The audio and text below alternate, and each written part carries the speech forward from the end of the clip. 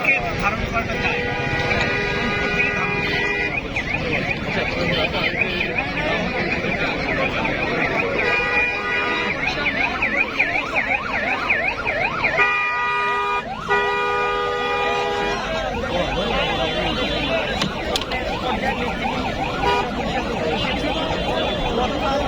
আসতেছে এবং এখানে আমাদের প্রায় 500 শতাধিক অলরেডি এসেছে এই মাঠে এবং আগামীকাল প্রায় 5 লক্ষ লোক বরিশাল থেকে, বরিশাল বিভাগ থেকে আমাদের এখানে আসবে ইনশাআল্লাহ।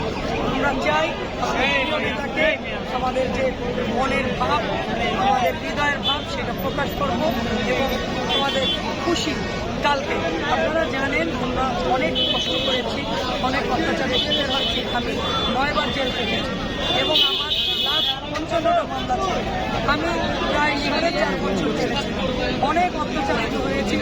আমার নেতার মতন আমাকেও কিন্তু মেরুদণ্ড ভেঙে দিয়েছিল। আমি 8 মাস প্রিজন ছেলেছিলাম, অনেক কষ্ট পেয়েছি।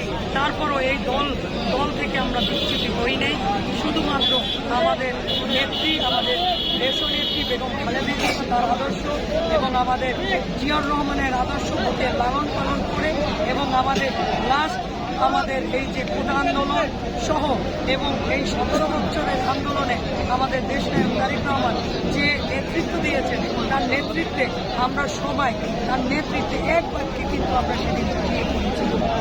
আমরা কোনো দিন দ্বিধা ভক্তি করি নাই, শুধুমাত্র আমাদের নেতার জন্য, নেতার আদর্শের জন্য। আজকে দেখেন আমরা কিন্তু সেই সময়ও ওই বনে বাধারে আমি কিন্তু ঘুমিয়েছি আমাদের নেতৃবৃন্দকে নিয়ে।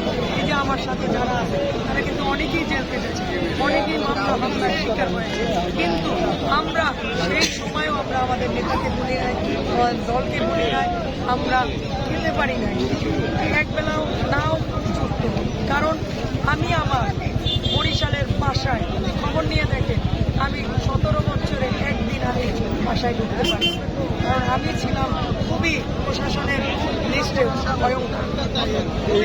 এত নির্যাতন নিপীড়ন মানুষের জন্য, গণতন্ত্রের জন্য আমরা তো আমাদের জীবন মিলিয়ে দিয়েছি। সর্বশেষ বরিশালবাসীর উদ্দেশ্যে কিছু বলবেন কিনা? সর্বশেষ বরিশালবাসীকে বলবো, তারা আগামীকাল এই যারা এসেছে আমার সাথে, যারা এসেছে এবং আগামীকাল যারা আসবেন তারা সুশৃঙ্খলভাবে আসবেন এবং আমাদের নেতাকে তারা এক নজর দেখার জন্য আসতেছেন এবং সুশৃঙ্খলভাবে নেতাকে শুভেচ্ছা জানাবেন। অবশ্যই আমরা ধানের শীষের জন্য ভোট চাবো। বরিশালবাসী ধানের শীষের, আপনারা জানেন বরিশাল ধানের শীষের জন্য, বরিশালের মাটি ধানের শীষের ঘাঁটি।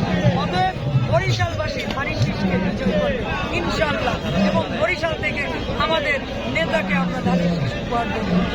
ধন্যবাদ।